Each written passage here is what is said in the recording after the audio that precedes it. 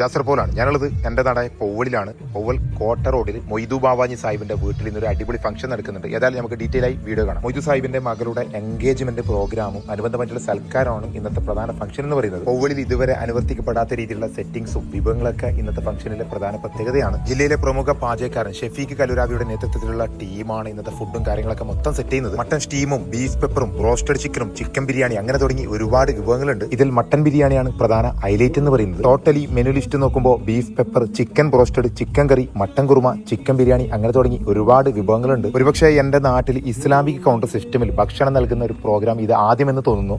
അങ്ങനെ ഇന്നത്തെ ഇവന്റ് സെറ്റിംഗ്സിൽ എന്ന് പറയുന്നത് നമ്മളെ ഈ സെറ്റ് ഇസ്ലാമിക് കൗണ്ടർ സിസ്റ്റം കാസർഗോഡിൽ ഒരുപാട് ചെയ്തിട്ടുണ്ട്.